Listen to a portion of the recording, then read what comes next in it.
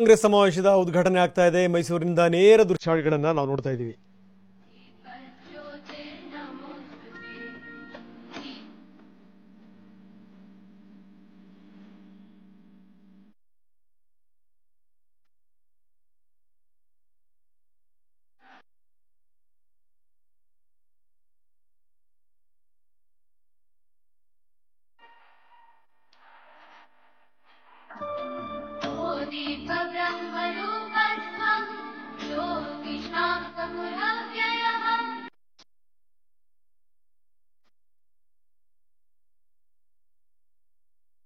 ಈಗ ಜ್ಯೋತಿ ಬೆಳಗಿನ ನಂತರ ಎಲ್ಲ ಗಣ್ಯರು ದಯಮಾಡಿ ಅದೇ ವೇದಿಕೆಯಲ್ಲಿ ಈ ಮೈಸೂರಿನ ದೃಶ್ಯಾವಳಿಗಳನ್ನು ನೋಡ್ತಾ ಇದ್ದೀವಿ. ಮೈಸೂರಿನಿಂದ ಜನಾಂದೋಲನ ಸಭೆಗೆ ಈಗಾಗಲೇ ಚಾಲನೆ ನೀಡಲಾಗಿದೆ. ದೀಪ ಹಚ್ಚೋದ್ರ ಮುಖಾಂತರ ಚಾಲನೆಯನ್ನು ನೀಡಲಾಗಿದೆ. ಅದಾದ ಮೇಲೆ ನಾಯಕರೆಲ್ಲರೂ ಕೂಡ ಕೈ ಹಿಡ್ಕೊಂಡು ಒಗ್ಗಟ್ಟನ್ನು ಪ್ರದರ್ಶನ ಮಾಡ್ತಾ ಇದ್ದಾರೆ. ಒಂದೇ ಮಾತರ ಮುಖಾಂತರ ಜನಾಂದೋಲನಕ್ಕೆ ಚಾಲನೆ ನೀಡಲಾಗಿದೆ. ಮೈಸೂರಿನ ಮಹಾರಾಜ ಕಾಲೇಜು ಮೈದಾನದಿಂದ ನಾವು ನೇರ ದೃಶ್ಯಾವಳಿಗಳನ್ನು ನಿಮಗೆ ತೋರಿಸ್ತಾ ಇದ್ದೀವಿ.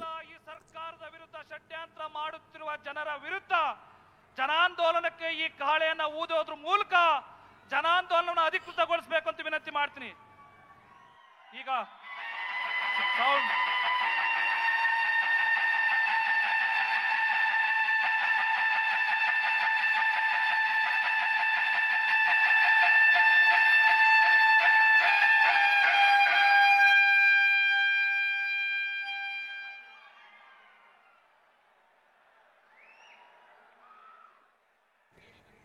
ಕಹಳೆ ಊದಿದ್ದನ್ನು ನಾವು ನೋಡಿದ್ವಿ. ಕಹಳೆ ಇವರು ಊದಿದ್ದಲ್ಲ, ಮ್ಯೂಸಿಕನ್ನು ಪ್ಲೇ ಮಾಡಿದ್ದು.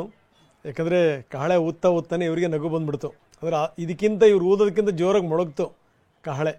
ಪ್ರಶ್ನೆ ಬೇರೆ. ಜನಾಂದೋಲನ ಸಮಾವೇಶಕ್ಕೆ ಸಿದ್ದರಾಮಯ್ಯ ಬಂದ ತಕ್ಷಣ ದೊಡ್ಡ ಮಟ್ಟದ ಕರೆದಾಡನ ಆಯಿತು. ಅದಾದಮೇಲೆ ಈಗ ಸಿದ್ದರಾಮಯ್ಯ ಸೇರಿದಂತೆ ಬೇರೆ ಬೇರೆ ನಾಯಕರು ಈಗ ಜನಾಂದೋಲನ ಸಭೆಗೆ ಚಾಲನೆಯನ್ನು ಕೊಟ್ಟಿದ್ದಾರೆ.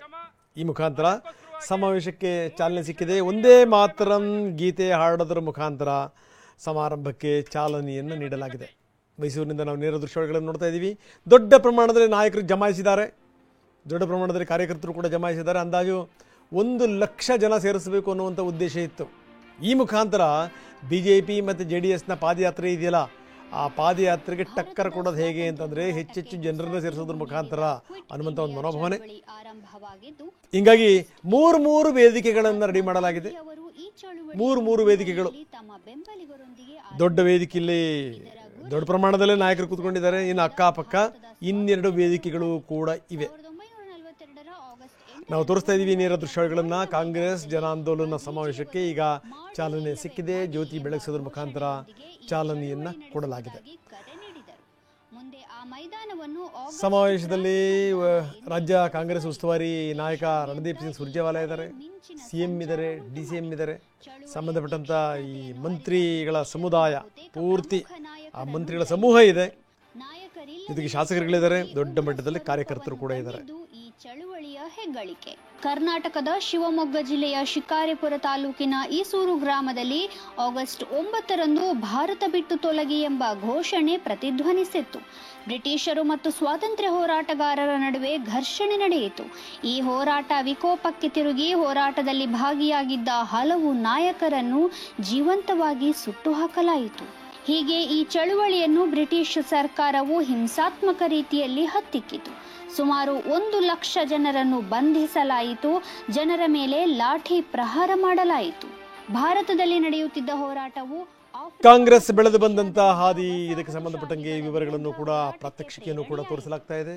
ಈ ಮುಖಾಂತರ ಕಾಂಗ್ರೆಸ್ ಜನಾಂದೋಲನ ಸಮಾವೇಶಕ್ಕೆ ಚಾಲನೆ ಸಿಕ್ಕಿದೆ. ನಾವು ನೋಡ್ತಾ ಇದ್ದೀವಿ ವೇದಿಕೆ ಮೇಲಿರುವಂತಹ ನಾಯಕರುಗಳು, ಗಣ್ಯರು ಒಬ್ಬೊಬ್ಬರಾಗಿ ಈಗ ಭಾಷಣವನ್ನು ಶುರು ಮಾಡ್ತಾರೆ. ಜೊತೆಗೆ ಅಲ್ಲಿ ನೋಡಿದಂಥ ಸಂದರ್ಭದಲ್ಲಿ ಎಲ್ಲ ಕಡೆಗೂ ಕೂಡ ಫ್ಲೆಕ್ಸ್ಗಳನ್ನು ಕಟ್ಟಲಾಗಿದೆ, ಬ್ಯಾನರ್ಗಳನ್ನು ಕಟ್ಟಲಾಗಿದೆ. ಜೊತೆಗೆ ದೊಡ್ಡ ದೊಡ್ಡ ಕಟೌಟ್ಗಳನ್ನು ಕೂಡ ನಿಲ್ಲಿಸಲಾಗಿದೆ.